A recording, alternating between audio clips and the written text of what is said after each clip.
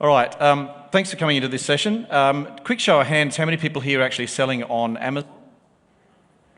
Yep, and how many people are selling on eBay? All right, a smaller number, not surprising, that's fine. We did an eBay masterclass yesterday and the numbers were very much the same. Obviously, America, Amazon is a very, very large marketplace. It's kind of the first thought on people's minds when they think about selling on a marketplace. eBay is perhaps a second thought, and sometimes it's not even thought about at all. We've had a number of presenters so far through the conference kind of drop hints that maybe eBay is something that should be thought about. So I wanted to do a session to really compare the two marketplaces, have a look at the differences between them, and then perhaps help you to decide where you should be trading, where you should be concentrating your energy. A little bit firstly about myself. I run a firm called ZELLIS. I worked with eBay for about 5 years as their seller education manager, and through that process I got to meet a lot of businesses, a lot of retailers, small businesses, mum and pop businesses and larger businesses, and found very, very similar issues right throughout all of them, no matter whether it was a small business or a large business. The one overriding thing that everybody is always looking for is obviously to sell, more importantly to make profit, regardless of the channels that you might be selling on. So the work that we do now primarily works with online merchants, whether they have websites, eBay stores, Amazon accounts. We do a lot of integration, data optimization, and strategy and website development and design for them. That's a bit of my background anyway. So what I want to go through today is to have a bit of a look first, before we dive straight into marketplaces and have a look at the two big ones, just have a look at exactly what's happening and has happened to retail recently. Why marketplaces? Why should you even be wasting, or let's say not wasting, why should you be spending your time on a marketplace as opposed to putting effort into your own website and your own channels? Let's look at the two, eBay and Amazon, and then how you deal with the challenges that you meet in a marketplace, and obviously, most importantly, building a sustainable business. This is kind of like what retail looks like today. It's a strange new world. And if you've been in business for many years, that's probably how you're feeling. Things are evolving and changing so rapidly, it's sometimes very, very hard to keep up, even for those of us that are in the industry working in it all the time. There's always a new bit of technology or something coming out. So we refer to it collectively as new retail. It is still retail, but there's some new ways of doing things. Let's just have a look at the situation in the US. Now, these are the best stats that I could find. Whether they're entirely 100% accurate, I'm not entirely sure, but they're pretty close. Let's knock out all the people that are under 18 years old because they're not allowed to have a credit card legally. So we'll assume that they don't shop online because you need pretty much a credit card to shop online.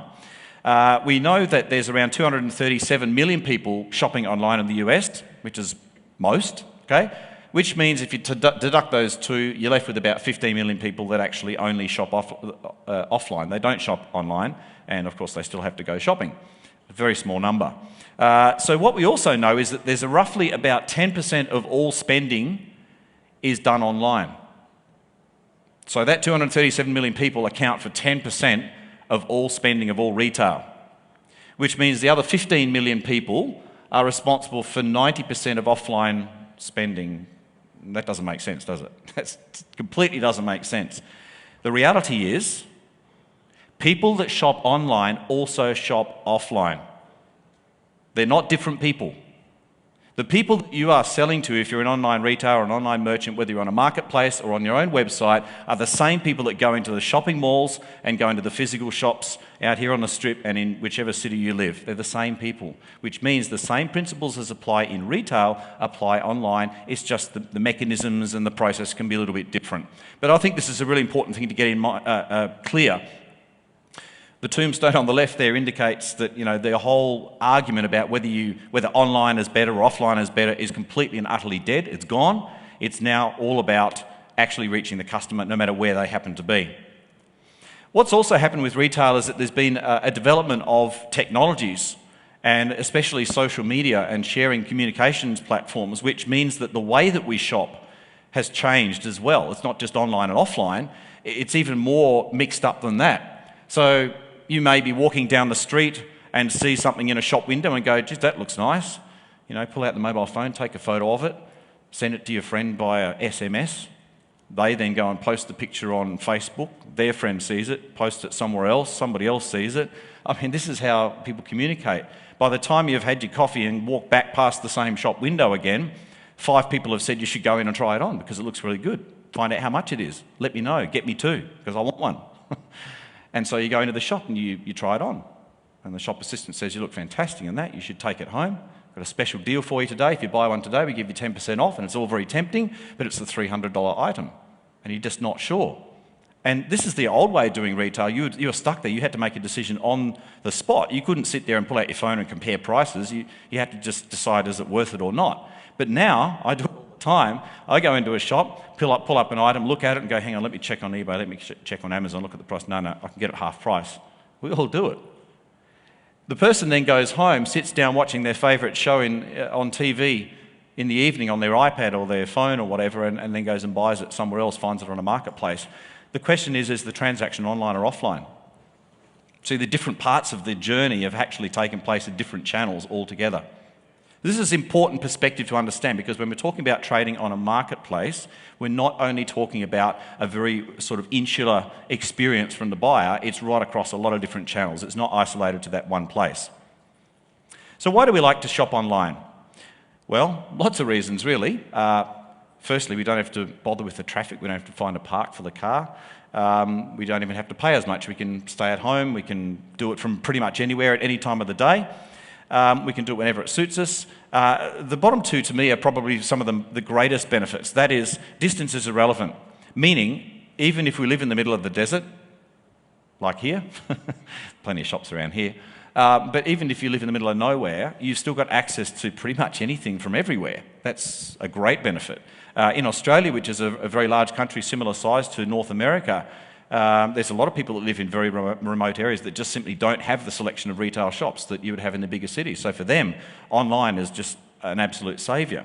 And particularly in access to a greater range of products. So again, with the distance in mind, you're not only looking at vendors that are just down the road from you, but you're also looking at people that might be selling from another country. You get access to clothing from different countries. You can get the fashion trends from Europe before they hit America, for example. And so it starts to open up a whole different way of doing shopping. So the first rule of retail is not that the customer's always right. I know that's the one that we always hear. I think the first rule of retail is that we should be where the customer is. Right? It's a bit different in the old days. You set up your stall, the customer would come to you. Now, we have to effectively go to the customer. So the question very simply is, where are your customers? That's a preface to what we're about to talk about with marketplaces. So where are your customers? How well do you know your customers? Do you know what they like? Do you know where they shop? Do you know what social media they watch, what channels they operate on, what payment methods they like to use, what's convenient for them? Because if you do, then you'll pretty much know where to trade. So as we've indicated from the way that retail is changing, we're now getting a bit of a blurring of the different channels. Right? So people shop on their mobile phone. About 10 years ago, I was selling online, and I had about 5% of transactions were coming through mobile phones. Now it's closer to 60, 70%. It's dramatically higher. People just on a mobile phone, a tiny little thing like this. Right? You don't have that big, immersive, huge, big screen to sit there and make up a beautiful website that all the bells and whistles. It's a tiny little device. That's a very, very different communication challenge.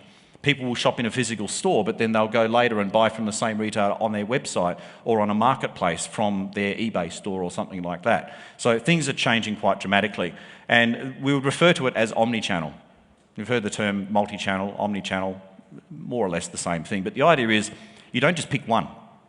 If you want to reach your customers are actually not only shopping in one place, they're shopping in several places. So as part of the evolution of your business, you're thinking about expanding into those different channels that your customers tend to frequent more, so that you have more opportunities to have your brand and your products in front of those customers. What's also happening is not just the way that people are shopping is changing, but also the whole supply chain is also being disrupted. So the traditional sort of format, you know, somebody would come up with an idea, they'd design it, they'd go and find somebody to manufacture it and make it, and then they'd pack it up, and then they'd send it off to a distributor. Then the distributor would go and send it out through their retail network to their retail stores, and then, you know, you and me would then walk into the store and buy this product, which is about 10 times what it actually costs to make. That's the old way of doing it. Every single person in that flow has to take a clip on the way through. They've got to take a bit of money. This is what it looks like now. Anybody can be the designer can sell straight to the consumer, the designer can actually go straight to a manufacturer, the manufacturer might even sell straight to the consumer themselves. They might not have distributors, or the distributor might actually forget about the retailers and go direct to market. There's a lot of options. I won't say it's confusing, but there's a lot of options now. And from the experience that I had working with eBay, we were working with a lot of brands who are effectively the manufacturer or the designer, whichever way you want to look at it, trying to get them to sell on the eBay marketplace, but they didn't understand the end consumer. They weren't used to dealing with all the crazy questions that end customers want to ask. They were used to just getting it out into a retail store. So this is all changing. And because it's all changing, it presents opportunities as much as it does challenges. So the rise of omnichannel. Now, Officeworks is a store in Australia. I'm not familiar enough with the American retail environment to pick a store in the US, but I'm sure there's many, many that would be like this. Officeworks is kind of, as it says, it's an office supplies store, as the name suggests, and they are kind of everywhere. They've got an eBay store, you've got their own YouTube channel, they're on Facebook, they've got their own website. You can shop on their iPad app or a mobile phone. You can send an order via fax. You can actually telephone an order in still, like the old way. You can physically walk into a store. And in speaking to the senior management from Officeworks, which is Australia's largest office supplier or retailer, I quizzed them because they said they wanted to launch onto eBay before they launched onto eBay, and I said, look, that's great. I was working for eBay at the time, so come and join eBay. That's great. But what products are you going to list? And they said everything. I said, well, that's music to my ears because I want everything to be listed, but it's not the usual response we get. From a big retailer, they kind of say, we'll just put all our clearance stuff onto eBay because that's kind of what eBay was known for at the time, just a clearance channel. And I said, that's great, but explain to me your thinking. And what he said, now this is about 7 or 8 years ago, this is very, very advanced for that time. He said, we are Officeworks. We don't care where the customer comes from, how the customer wants to buy it, how they want to deal with us. We will give them the same service, the same experience, the same price, the same products right across the board. Wow. That was really surprising to hear back then. It's not so surprising these days. More and more retailers are starting to realise that. But that was really quite an amazing revelation at that point in time. For smaller retailers, merchants, sellers, whether you're on marketplaces, your own website, starting a business, or you've been going for some time, this is kind of the aspiration. This is the goal, I think, that you want to ultimately head at. Bearing in mind that to invest in each of these channels can take some time, can take some money, can take some effort, and especially if you're in a small business, a mum and pop type business just starting, maybe operating from home or from small premises with a small team, you may not have the resources yet to do all of this yourself. And there's a lot of exhibitors out in the next room which can probably help with that as well. But that's kind of the goal, that's the ideal place to be. The benefit of omnichannel means you get greater reach. It means that you can actually now tap into those buyers on all the different places that they like to shop. They like to go and watch things on YouTube, then they see your products or your ads or your logos and so forth popping up every now and again. So you're actually there, front of mind. The thing is, if you're not there, then your competitors are. And so your customers are now being exposed to an alternative to you or to your products or to your brand. However, omnichannel also means more competition, right? That's the reality from a vendor's point of view. Omnichannel means you're now competing with many more people than are in your local area, which of course presents some challenges. And nothing could be truer of marketplaces as well. So, why marketplaces? You could sort of go into all these individual channels yourself, but marketplaces are effectively a giant website that is pulling their own traffic to their own website so that people can buy stuff, just like you do on your own website. The thing is that they've got bigger budgets than you or I do, so they spend a lot on search engine optimization, marketing, advertising, social, communications. They spend huge budgets on that. Amazon and eBay, two great examples. I understand that eBay is one of Google's biggest customers. They actually spend an absolute fortune on paid advertising through Google to try and keep that traffic coming back into their website, and Amazon does the same. So let's just have a think about the options that you would have in running a business in the offline or the online space. So you can see in the grid there on the left, in the yellow section, offline, you've got two options. You either have a standalone shop or you go into a shopping mall, right? And some would want one and some would want the other. There's going to be different opinions about which one's best. The challenge with having a standalone shop is that it might be cheaper rent, but there's no customers walking past. A shopping mall's got lots of customers walking past, but you're going to pay a lot of money for it. Which one's better? I don't know. That's up to you. But they're your options. When it comes to the online space, it's pretty much exactly the same. You can set up your own website and you can have it doing all sorts of wonderful things, or you can go into an online marketplace or maybe several. And again, the same challenges and the same questions are there. Your own website, you can make it look exactly how you want it. On the marketplace, maybe you're limited in doing that, but it might cost you more to set up your own website. On the marketplaces, it can be cheaper. There's more competition on the marketplace, no competition on your website. See, there's pluses and minuses. So let's have a look at a couple of those. The green section there, the pluses. Having your own website means it's your own branding. You're not competing with other people putting ads on your website. That would never happen, right? You're no competitors. You've got total control over the design. It's a blank page. You can have whatever drop-downs you like and whatever pop-ups you like. It's entirely up to you. The fourth point down, I think, is an interesting one. Your failures are less visible. Marketplaces tend to be very transparent. So you have feedbacks left, reviews left. You tend to get marked down if you do things wrong by the marketplace, and it tends to be transparent for people to see. On your own website, if something goes missing, it's not like you've got a review or a feedback page where people go, I lost my parcel, as if you would allow that to be published on your own website anyway. There's that's maybe seen as an advantage, perhaps, to have a website. There's also no distractions for the customer. They're not being distracted by other things calling for their attention or saying, you looked at this product, maybe come and look at these and their competitors' products. So you're not dealing with any of that. On the negative side, you've got to generate your own traffic. The traffic's not automatically going to come there. You could come up with the best domain name in the world, but nobody knows it exists until you start telling them. That means you've got to either be paying for advertising or have very, very good PR people to be able to get articles out into the media and the news and so on. It can be expensive advertising. It can also be harder to find you. So sometimes a good domain name can be hard to find. So people will get versions with a hyphen in it or spelt in a funny way because that's the only one they could get. Probably not a really good practice, but it can make it challenging for people to actually then find you, let alone remember you as well. Mobile optimization is up there. I've written that down as a negative because what it means is you do need to make sure that whatever website design you do, that it is mobile optimized. That's something you need to do, as opposed to the marketplaces which are already mobile optimized when you put your data onto them. On the plus side of the marketplaces, buyers are already there, as we said. You've got secure payment gateways. There's trust already in the marketplace itself. Amazon, eBay and other marketplaces already have a degree of trust from the people that shop there regularly. So there's no question about the security of what's going to happen to my money if I feed it into the machine. There's also seller protection, which is good. So if a buyer does try and scam you, more times than not, you'll generally find that you get marketplace support if you followed all the correct processes. There's also reporting tools, which you would not necessarily get from your own website. Or you may have to pay extra for it, but those things generally come with the marketplaces, and there's usually opportunities to actually market and advertise within those marketplaces as well. On the contrary, there's also very high standards. As we know, to become one of the top-rated sellers on eBay and one of the top sellers on Amazon, to get that buy box is a very big challenge, and you've got to be absolutely competitive and absolutely doing everything best as possible.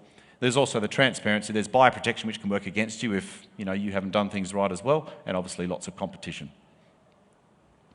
So the marketplaces, essentially, that's kind of a summary. I like to call them, I don't know if you guys call them that over there. You call them trainer wheels on a bike when you're learning to ride a bike. So I like to say it's e-commerce with training wheels.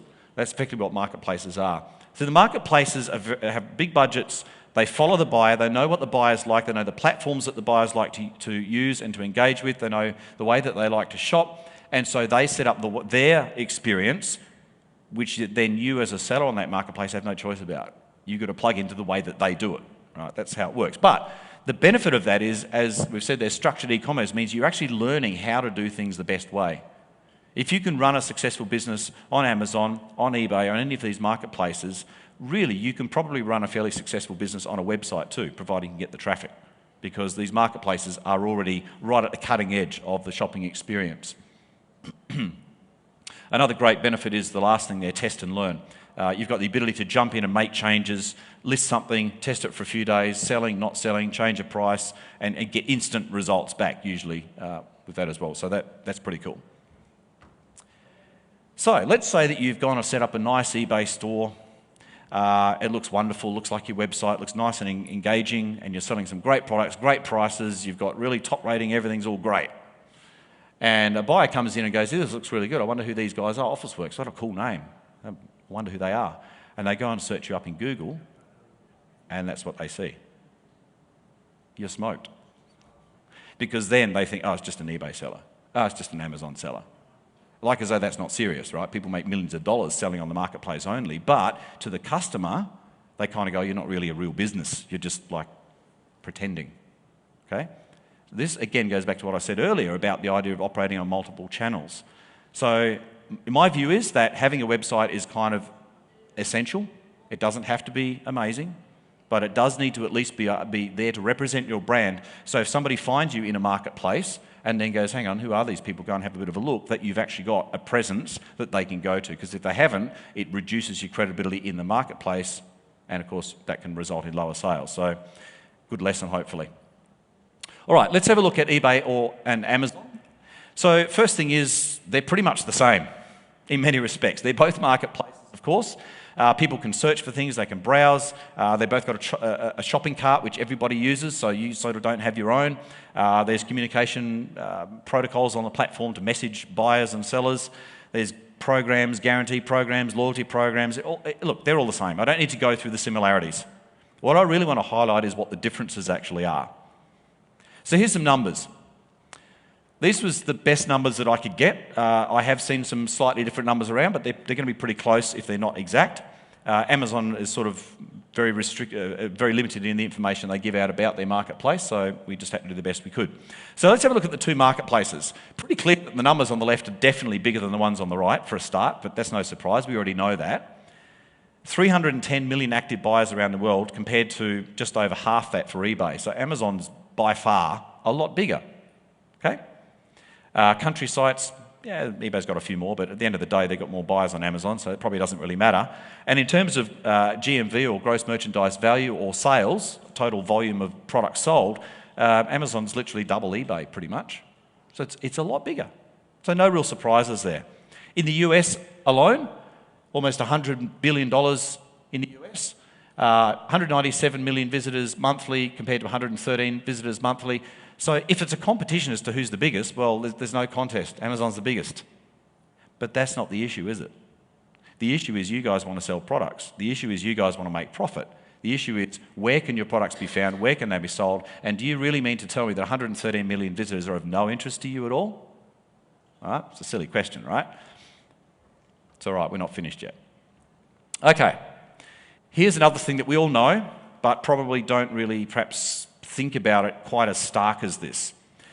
In the US, the best numbers that I could find were that the third-party sellers account for around 64% of all sales on Amazon.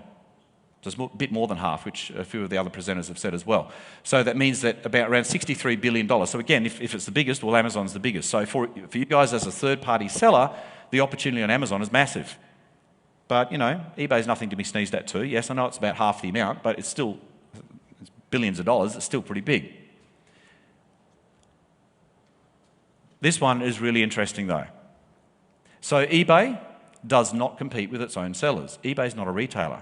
Amazon is. There's been some reports coming out recently where Amazon has been making moves to hire people to actually look at building their own in-house brand products. You may have seen some of those articles.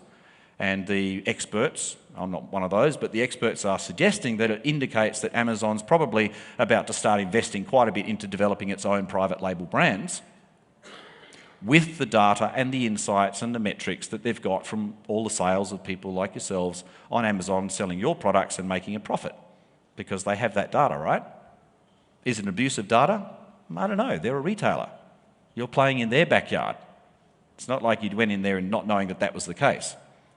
It's not a reason not to sell on Amazon. It's not what I'm saying, but we just need to be aware of that as well. Amazon does compete with its own sellers.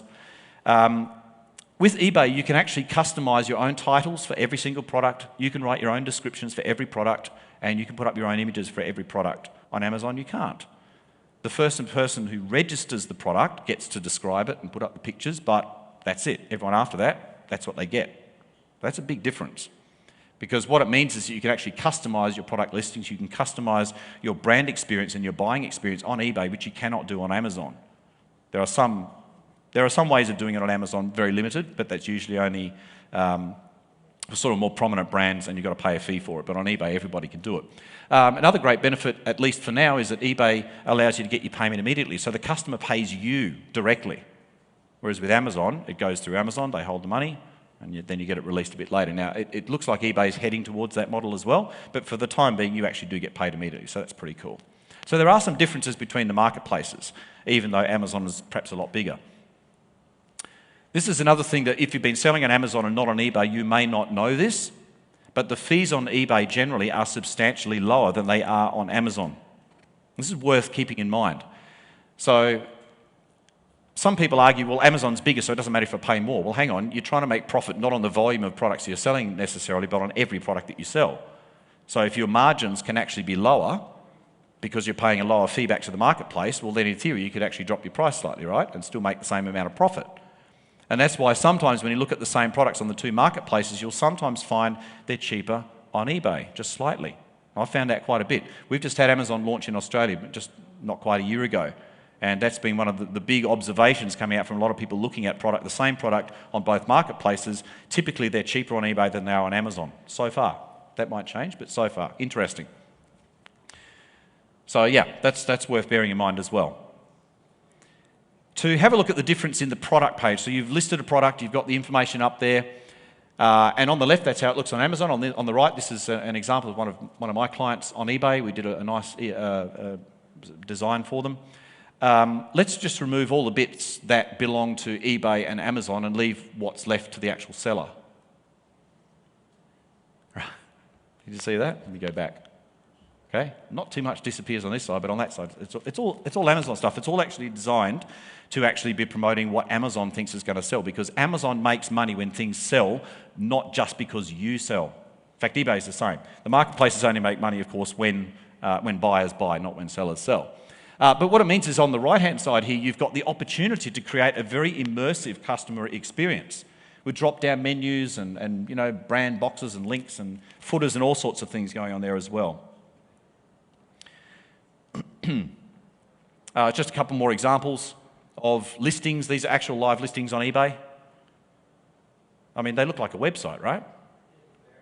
So it allows you, as I'm saying, on eBay, it allows you to actually create a brand experience which reflects your business and your brand, even though you're in a marketplace. It's like being in a shopping mall and being told you're only allowed to have a white storefront and no branding, just a word that says your name and that's it.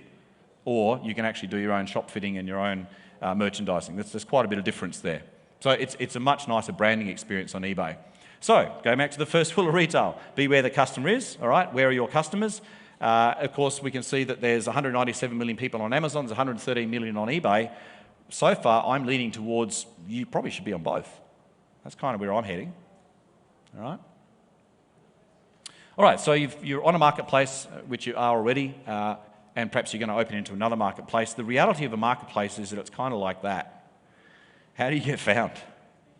Now, I'm not going to go into all the strategies on how you actually get found in a marketplace. I'm just saying food for thought. It's not your own website. You're not curating your own space. You don't have total control over the buyer experience. The marketplace themselves will be putting their own ads and their own related items wherever they choose, wherever they want to try and maximise sales for them, for their profit, not necessarily for yours. So you've got to understand what the marketplaces are doing, what the limitations and the opportunities are that you can sort of tap into within that framework. But, you know, if you're one of the blue tents, how are you going to stand out from the others? It's a little bit challenging, isn't it, right? Knowing who you're competing with is also important. And the reality is that there is a lot of reasons why people will be selling on a marketplace. They're not all selling for the same reason as you are. Sometimes they're quitting old stock, which means they don't care about profit, which means they're not competing with your price if you're selling the same products or similar products to it. All right? So you've got to pick your battles. You're not going to compete with everybody on price. Sometimes you've got people that are selling for others, which means they've got to actually charge a bit higher price because they've got to get a little margin in it. Sometimes people are just doing it for a bit of a hobby, a bit of pocket money. There's all sorts of motivations. So don't assume that your competitors are actually in business for the same motivations as you are, and therefore don't necessarily try and compete with them if they're not actually in business for the same reasons. I'd like to introduce you to your average marketplace customer. It's actually known quite well that when we look at screens, we tend to get a bit hypnotised, right? I think one of the previous speakers said that we visit Facebook 16 times a day or something like that.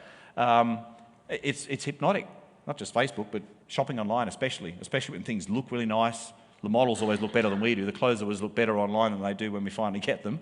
And it's very hypnotic. And we actually tend to kind of go to sleep. The reason I say that is because in a marketplace, it's no different. The shoppers are shopping around there, clicking their mouse or scrolling on their phone with their mouth half open, like, right? They're kind of just bumbling around. So in order for you to get the sale, it has to be easy. It has to be blindingly obvious and super easy so that a person that's half asleep could still actually buy it and actually know what they're doing. So that also represents another challenge.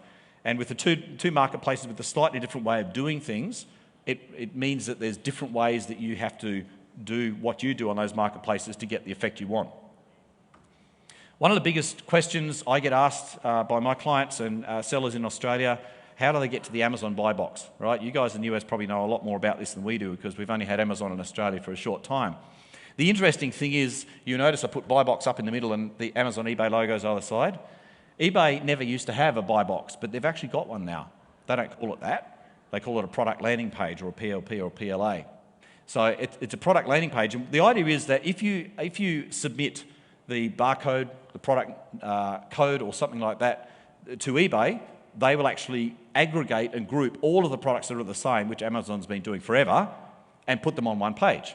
All right? That makes sense. From a buyer's point of view, that's a great experience because it means if I'm looking for an iPhone of a particular model, I know that I'm looking at all exactly the same product. I don't have to sit there and try and work out which one's which. So it's a great buyer experience, so it makes sense.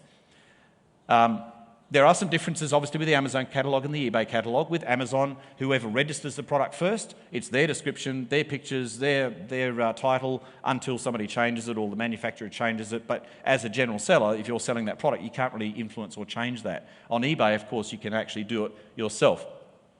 So the differentiating strategies are quite different on the two marketplaces. There's a lot of things that are going to be common, right? Everybody can change their price, everybody can change their returns policies, but on Amazon, you either are faced with the idea of a private brand strategy, a private label strategy, where you're actually registering your own products or getting an exemption for the barcodes, if that is appropriate, so that your products can actually appear in search, and you're not actually or sort of behind the buy box of everybody else's products. That's sort of the holy grail, if you like, of Amazon as to the way to actually be found. And of course, you can advertise on Amazon, and we've heard plenty about that. On eBay, though, you've got a lot more options because of the ability to customise your eBay description, your title, your images. It means you can actually list your own products on eBay as well. So private label strategy still works on eBay. Curiously, at the time I was working for eBay a couple of years ago, that was not even something we would have even spoken about. But now, it's now very much a real strategy for people to actually invest in private label on eBay. So that's perhaps food for thought. We're at the cutting edge of that now. Obviously, you have the ability to apply your business branding, which, again, you're pretty much limited on Amazon not actually being able to do. To actually win in a marketplace really requires, at a high level, this is a very high level, you've got to really understand yourself, your competitors and your customers. If you understand those reasonably well, you can't just wing it. You can't just throw products up there and hope that they're going to sell. So know yourself, know your strengths and know your weaknesses. Know what you can actually do yourself. Don't try to be everything for everybody because you can't. If you're a big organisation, 50 people, 100 people working in your business, yeah, you can segregate all those different things. But if you're one person or a small husband-wife team or something like that, that's a lot of work. It's very, very hard to sort of juggle all those things all at once. Really focus on what your advantages are. What is your point of difference? If you were sitting in the e-pitch competition before, a number of times the judges asked the question, what's your point of difference? You've explained something that we've heard of before. We've heard this service or this solution before, but what's different about you? You need to do the same as a retailer as well, and really highlight that in the way that you do business. While on Amazon you may not be able to customise your storefront or your listings in the way that you can on eBay, you can still, if you're actually sending parcels out yourself direct to customers, you can still put in some promotional materials to sort of drive that message home a little bit further. So that's a limitation of using FBA. There's pros and cons either side. Again, I'm not saying you should or shouldn't use it, but these are just things that you need to think about. Consider also in just relying on the marketplace. If you're only relying on the or either or both marketplaces for your business and one of them changes their policies so it doesn't suit you, what happens to your business? All right, it's like putting all your eggs in one, or in this case maybe two baskets. You need to spread yourself a little bit further. Understand your customers too. Sometimes I get to work with sellers that have a very wide range of products that's so broad that it's really hard to know exactly what they are. Are they a hardware store or homewares or fashion? Or it's a bit hard to work out what they are. So have a think carefully about the customers that you're actually pitching to and make sure that your product selection, your product range actually suits what the customers are actually looking for and what actually makes sense with the products that you already sell.